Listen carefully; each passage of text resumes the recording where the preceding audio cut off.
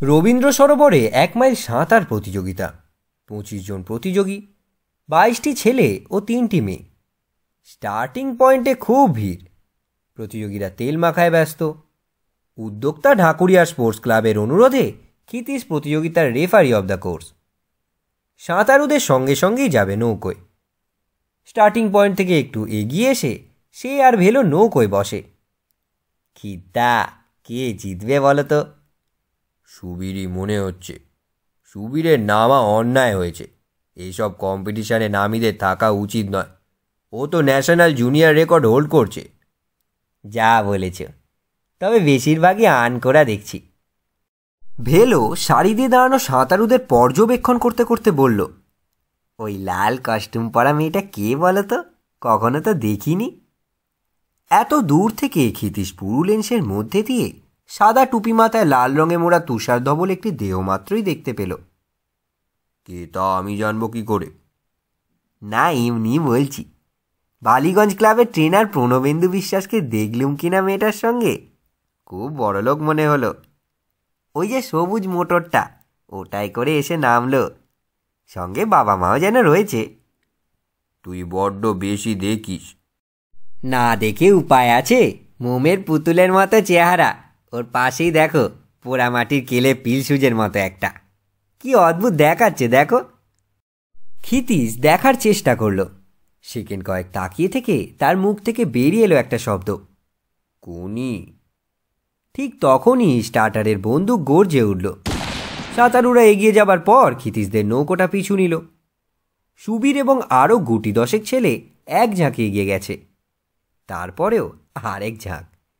সবশেষে 3টি মেয়ে ও 2টি বাচ্চা ছেলে। 500 মিটার পর্যন্ত এরা 5 জন প্রায় একসঙ্গেই ছিল। তারপরই লাল কস্টিউম ধীরে ধীরে এগিয়ে যেতে শুরু করলো। খিদা, স্ট্রোক দেখেছ? শরীরটাকে কেমন ভাসিয়ে রেখেছে। ক্ষিতীশ কিছুক্ষণ লক্ষ্য করে বলল, মাথাটা ঠিক মতো নাড়ানো হচ্ছে না। সেন্ট্রাল পজিশনে না থাকলে শরীরের ব্যালেন্স নষ্ট হয়, স্পিডও কমিয়ে দেয়। শরীরটা রোল করছে বড্ড বেশি। কোনুই আরও উঠবে। এই অমনি তোমার শুরু হয়ে গেল খুঁত ধরা। খুঁত না ধরলে দোষ সারবে কি করে? ও কি তোমার ছাত্র? নাইবা হলো। সামনের দুঝাঁকের সাঁতারুদের কেউ কেউ এবার মন্তর হয়ে পিছিয়ে পড়ছে। ক্ষিতীশ ঘাড় ফিরিয়ে পিছনে তাকালো। বাচ্চা ছেলে দুটির সঙ্গে কোনি আসছে বৈঠার মতো হাত চালিয়ে, দুধারে মাথা নাড়াতে নাড়াতে। ওদের থেকে অন্তত 20 মিটার সামনে আর একটি মেয়ে, সমান তালে একই গতিতে সাঁতরে চলেছে। লাল কস্টিউমের মেয়েটি তার থেকে আরও 30 মিটার সামনে এবং একটি ছেলের থেকে হাত 10 পিছনে। কোনি! সরোবরের পূর্ব তীর থেকে একটা চিৎকার ভেসে এলো। ক্ষিতীশ আর ভেলো একসঙ্গেই তাকালো। বছর 25-এর শ্যামবর্ণ একটি রুগ্ন যুবক পাড় ঘেঁষে ছুটছে। পরনে ধুতি ও নীল শার্ট, চটি জোড়া হাতে। কোনি! কোনি! গলার স্বরটা আর্তনাদের মতো শোনাচ্ছে। পাড়ে ভিড় জমেছে সাঁতার দেখতে। তাদের ফাঁক দিয়ে দেখা যাচ্ছে সে ছুটছে, মাঝে মাঝে দাঁড়িয়ে পড়ে তাকাচ্ছে, মুখখানি অসহায়। কোনি! চিৎকারটা হতাশায় ভেঙে পড়ল। ক্ষিতীশ দেখল কোনিকে পিছনে ফেলে বাচ্চা দুটি এগোচ্ছে। লাল কস্টিউম 2টি ছেলেকে পিছনে ফেলে দিয়েছে। কে বলো তো খিদ্দা? জানি না, কোনো কম্পিটিটরের বাড়ির লোক হবে হয়তো। পাড়ের রাস্তা ধরে ধীরগতিতে সবুজ রঙের একটা ফিয়াট চলেছে। গাড়ির জানালায় উৎকণ্ঠিত একটি পুরুষ ও একটি মহিলার মুখ। মাঝে মাঝে হর্ন দিচ্ছে। কোনি! নৌকোটা ছপ ছপ শব্দে দাঁড় ফেলে এগোচ্ছে। একটা গাছের গুঁড়িতে হেলান দিয়ে নীল শার্ট পরা যুবকটি দাঁড়িয়ে। ক্রমশ সে ক্ষিতীশের চোখে ছোট হয়ে ঝাপসা হতে শুরু করল। জলের উপর অনেক পিছনে 2টি হাতের ওঠা নামা হচ্ছে। তারপর আর দেখা গেল না হাত দুটো। পরন্ত রোদে মাঝে মাঝে চিকচিক করে উঠছে ছিটকে ওঠা জল। সামনে হইচই শোনা গেল। প্রথম প্রতিযোগী সাঁতার শেষ করেছে, সম্ভবত সুবীরই। কোনি জল থেকে উঠছে। সাঁতার শেষ করে অনেকেই তখন চুল পর্যন্ত আঁচড়ে ফেলেছে। মাইক্রোফোনের সামনে দাঁড়িয়ে একজন ঢাকুরিয়া স্পোর্টিং ক্লাবের সারা বছরের কার্যকলাপের বিবরণ পাঠ করে চলেছে একঘেয়ে সুরে। কেউ লক্ষ্যই করল না শেষ প্রতিযোগীর সীমায় পৌঁছনোটা। পাড়ের কাছে কাদা, খনির পায়ের গোজ কাদায় ডোবা, শরীরটা সামনে ঝোঁকানো। পাড়ে উঠতে গিয়ে সেই অবস্থাতেই সে তাকিয়ে রইল, চোখ দুটি লাল। সস্তার একটা কালো কস্টিউম শীর্ণ দেহের সঙ্গে লেপ্টে, হাঁপাচ্ছে। পিঠের দিকে পাঁজরের হাড়গুলো চামড়ার নিচে বারবার কেঁপে উঠছে।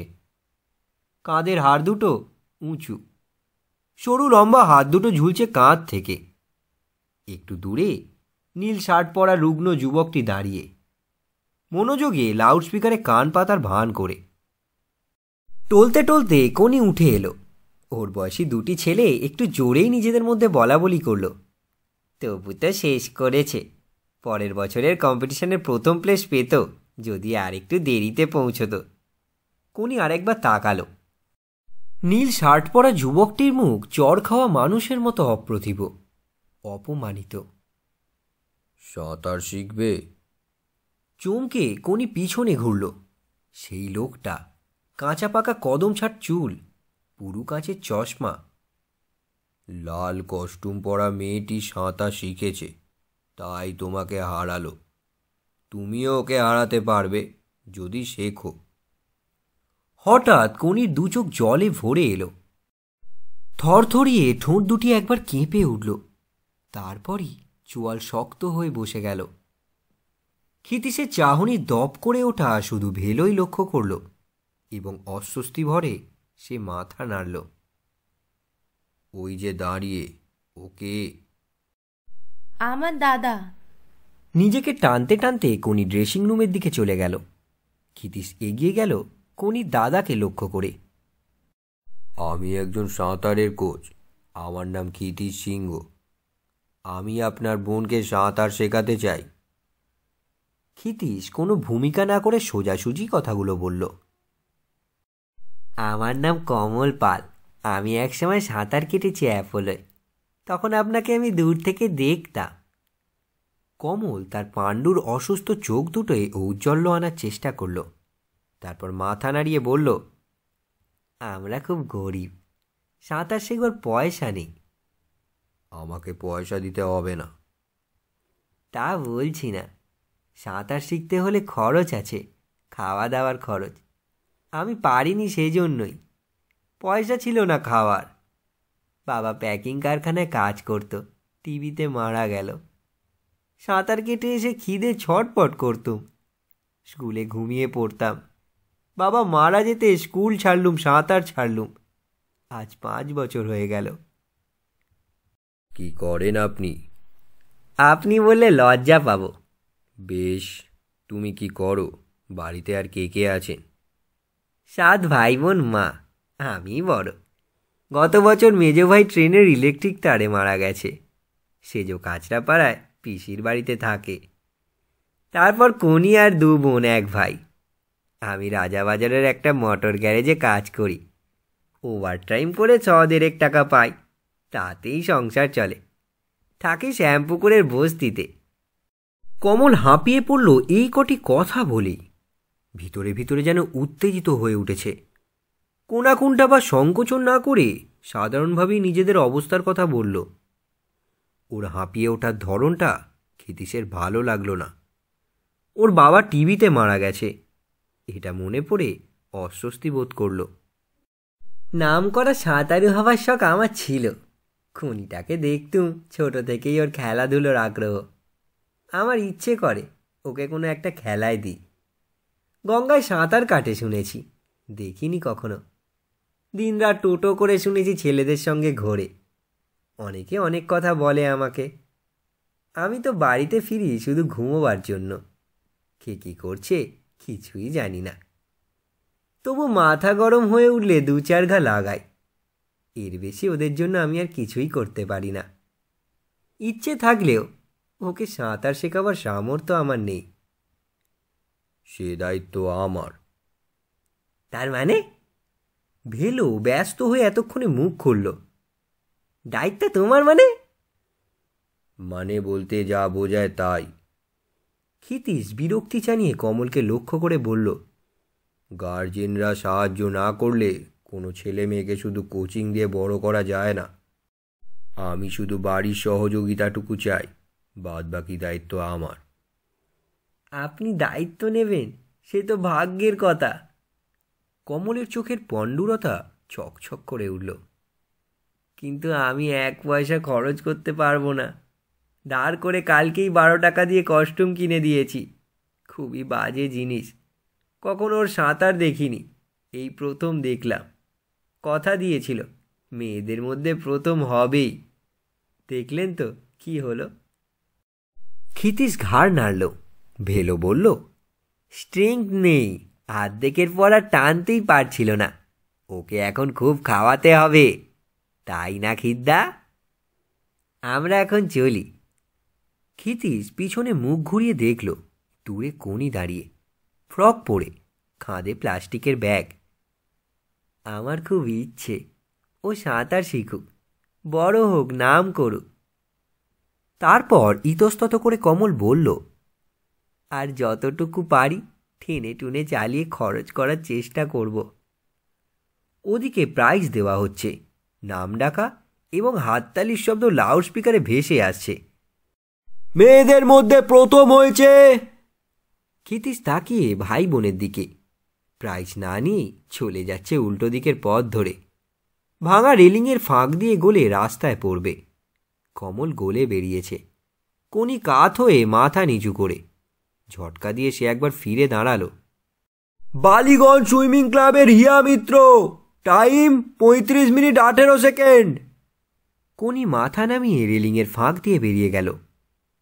তোমার কি মাথা খারাপ হলো নাকি খিদ্দা? কি করে বুঝলি? ওই পিল সুজে মার্কা সিরিঙ্গে কেষ্ট তুলসীর মতো রং, খেতে পড়তে পায় না, ওকে তুমি সাঁতার শেখাবে, আবার দায়িত্ব নেবে। হ্যাঁ, তা না হলে কি শেখানো যায়? দায়িত্ব কথাটার মানে? মানে খাওয়া পড়ার দায়িত্ব, মানসিক গড়ন, যেটা সব থেকে ইম্পর্টেন্ট। তাই গড়ে তোলার দায়িত্ব, রেগুলার ট্রেনিং করানোর দায়িত্ব, এইসব। আর কি? তাহলে তো ওকে বাড়িতে এনে রাখতে হয়। দরকার হলে রাখতে হবে। এককালে গুরুগৃহে থেকেই তো শিষ্যরা শিখত। সিস্টেমটা খুব ভালো। সিস্টেমের মধ্যে বৌদির কথাটা মনে রেখেছ তো? ক্ষিতীশ রেগে উঠে কিছু একটা বলতে যাচ্ছিল, থেমে কান পাতল লাউডস্পিকারে। কনক চাপা পাল, আনঅ্যাটাচড। কনক চাপা পাল। তারপর মৃদু ফিসফিস শোনা গেল, বোধহয় চলে গেছে, থাক, রেখে দাও। ক্ষিতীশ দেখল সবুজ ফিয়েটের ধারে লাজুক মুখে হিয়া দাঁড়িয়ে। আনন্দ ফেটে পড়ছে ওর 2 গালের টোলে। এক মহিলা বাক্সটা তুলে মেডেলটা দেখছে আর হাসছে। প্রণবেন্দু ওদের সঙ্গে দাঁড়িয়ে। সুপুরুষ সুবেশ এক ভদ্রলোককে সে কি একটা বোঝাবার জন্য হাত পাড়ি দিয়ে বাটারফ্লাই স্ট্রোকের ভঙ্গি করল। সামনের বছর দেখা যাবে। নিজেকে উদ্দেশ্য করে আপন মনে ক্ষিতীশ বলল, কিছু বলছো খিদ্দা? ক্ষিতীশ জবাব দিল, না। শেখাবে যে, জল কোথায়? জুপিটারে তুমি আর ট্রেনার নাও, তাহলে মেয়েটাকে কোথায় নামিয়ে শেখাবে? অন্য ক্লাবে তোমায় যেতেই হবে। না, আমি জুপিটারেই ওকে শেখাবো, দেখি কে আমায় আটকায়। তার আগে আমাকে রোজগারে নামতে হবে রে ভেলো। এখন আমার টাকা চাই, বিষ্টুধরের সঙ্গে দেখা করা দরকার।